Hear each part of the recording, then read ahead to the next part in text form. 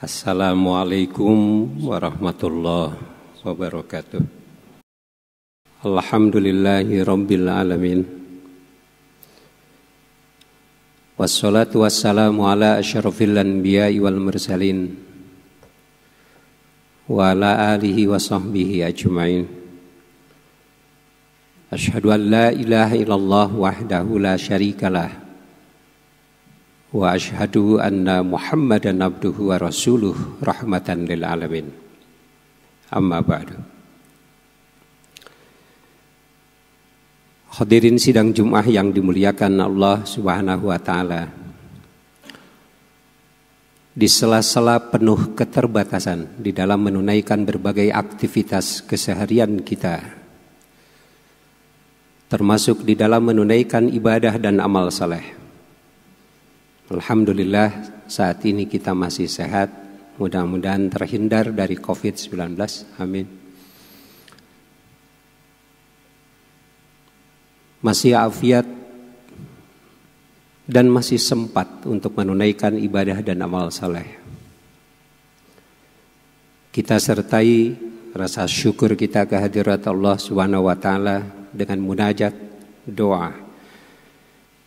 Mudah-mudahan seluruh amal ibadah dan amal saleh yang telah, sedang, dan yang akan kita kerjakan diterima oleh Allah Subhanahu wa taala dan menjadi al-jisruz zahabi, menjadi golden bridge, menjadi jembatan emas bagi kita untuk mendapatkan kemuliaan pada sisi Allah Subhanahu wa taala. Amin.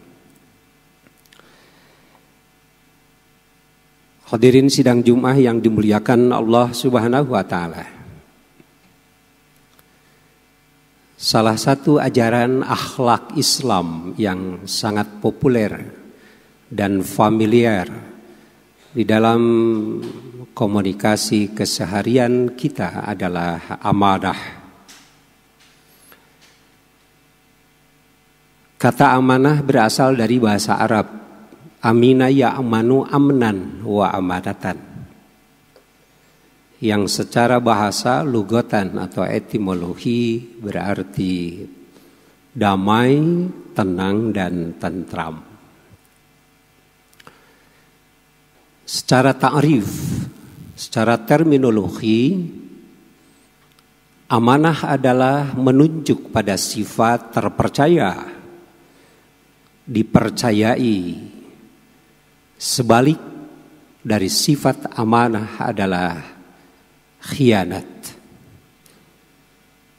Orang yang beramanah pada galibnya terkait dengan titipan,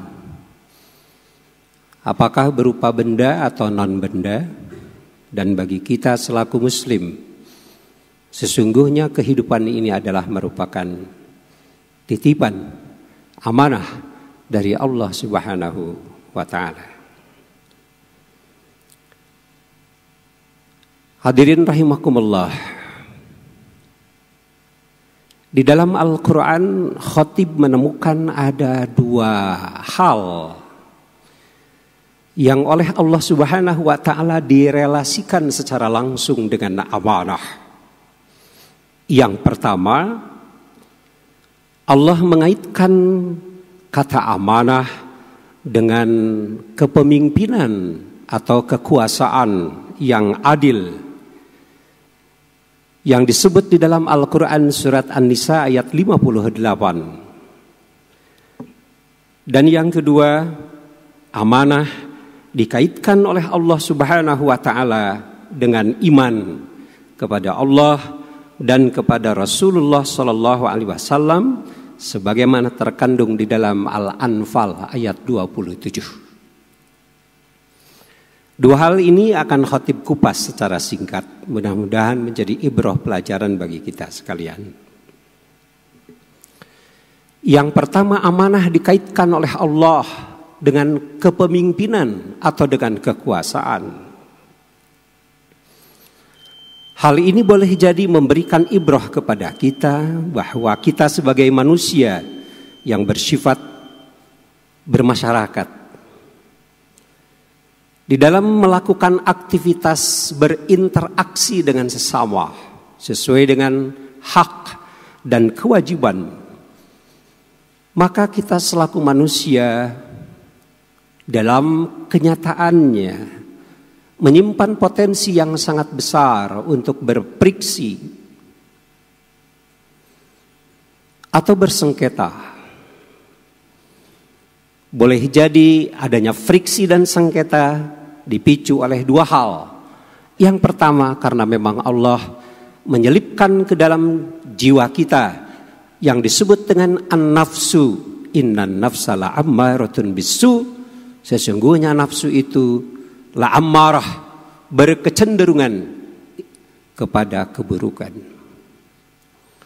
Faktor yang kedua boleh jadi karena memang adanya keragaman, adanya perbedaan yang merupakan bawaan fakta given. Beda jasmaninya, beda latar belakangnya, beda di dalam mempersepsi, beda di dalam mengukur, beda di dalam menganalisa, beda metodologi, beda sudut pandang, bahkan beda keinginan dan beda kemauan serta beda kepentingan. Oleh karena itu kehadiran pemimpin yang adil adalah sebuah kebutuhan untuk menyelesaikan problematika di tengah masyarakat.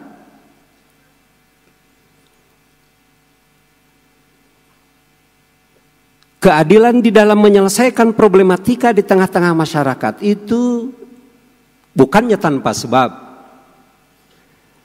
Sebab menyelesaikan persoalan di tengah masyarakat yang dilakukan oleh sesama masyarakat atau yang kita kenal dengan istilah secara horizontal tentu tidak akan bisa menyelesaikan.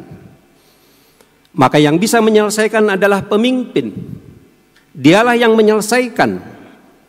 Maka pemimpin diamanahkan oleh Allah, diperintahkan, ya ayyuhallazina amanu, wahai orang yang beriman, yang diberi oleh Allah amanah sebagai pemimpin, antu addul amanati ila ahliha, supaya mengembalikan itu amanah kepada yang berhaknya, dan kemudian dikaitkan langsung oleh Allah dengan manakala hakamtum bainan nasi an tahkumu bil adl.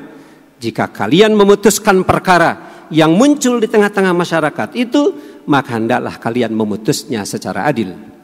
Kalau saja keputusan yang diambil oleh seorang pemimpin itu tidak adil, maka bukannya menyelesaikan, tetapi justru akan menimbulkan persoalan baru, bahkan dapat mengeskalasi masalah ke tengah-tengah masyarakat.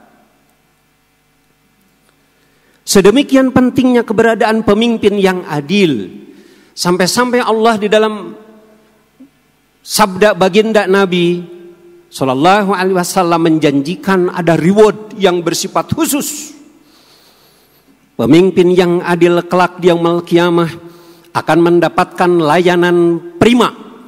Akan termasuk salah satu dari 7 yang akan mendapatkan layanan prima di padang mahsyar. Begitu manusia dibangkitkan, maka yang pertama-tama akan mendapatkan payung untuk mendapatkan hijab dari panasnya terik matahari yang sangat dekat pada saat itu adalah pemimpin imamun adil. Para ahli hikmah membuat adagium al-imamu yarfa'ul hukum.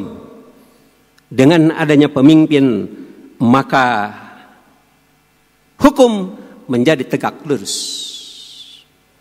Hadirin rahimakumullah. Dalam kaitan dengan kepemimpinan ini, Islam datang dengan ajaran yang bersifat komprehensif. Intinya Islam mengajarkan bahwa masyarakat manusia harus memiliki pemimpin. Sekecil apapun manusia berhimpun, harus ada pemimpinnya. Himpunan masyarakat yang paling kecil adalah keluarga. Di dalam keluarga Allah mentasbihkan, melantik laki-laki untuk menjadi pemimpin. Ar-rijalu qawwamuna 'alan nisa. Laki-laki itu adalah pemimpin bagi wanita. Maka baginda Nabi tidak kurang di dalam khutbatul wada Sampai-sampai beliau memberikan amanah. Ya ayyuhallazina amanu, hai kalian orang-orang yang beriman, yang menjadi suami, yang menjadi pemimpin di dalam keluarga, ittaqullaha fin nisa fa innakum ahadtumuhunna bi amanatillah wastahlaltum furujahunna bi kalimatih. Kalian mendapatkan amanah langsung dari Allah. Istrimu adalah amanah, anakmu adalah amanah. Kalian halal untuk bergaul dengan istrimu karena kalimah dari Allah Subhanahu wa taala. Intinya Allah memberikan amanah kepada pemimpin, dalam hal ini adalah laki-laki yang menjadi imam di dalam keluarga, untuk melindungi yang dipimpinnya. Masyarakat keluarganya harus dilindungi. Pastikan satu hal, mereka berada di dalam jalan yang diridhoi oleh Allah Subhanahu wa taala. Takutlah kalian kepada Allah dari api neraka, dan takutlah kalian kepada Allah, selamatkan oleh kalian keluarga kalian. Begitu Al-Quran memberikan amanat kepada laki-laki yang menjadi pemimpin. Islam lebih lanjut menyatakan, sesungguhnya setiap individu itu adalah pemimpin. Kullukum ra'in wa kullukum mas'ulun an ra'iyatih. Setiap dari kalian adalah pemimpin, dan setiap kalian akan diminta pertanggungjawaban oleh Allah Subhanahu wa taala. Sebabnya tiada lain, karena manusia oleh Allah diberi berbagai daya. Bukan saja daya hidayatul hawas wal masyair, panca indera yang sedemikian bagus, syuur, rasa yang sedemikian sensitif, al-akal yang yumayyiz bainal haqqi wal batil, akal yang dengan akal kita bisa berbudaya. Hadirin rahimakumullah, manusia diberi oleh Allah berbagai kelengkapan. Itu semua harus didaya gunakan oleh setiap daripada kita, karena kita adalah pemimpin dan kita akan diminta pertanggungjawaban oleh Allah di dalam urusan kepemimpinan. Mudah-mudahan kita semua menjadi pemimpin yang amanah. Barakallahu li wa lakum.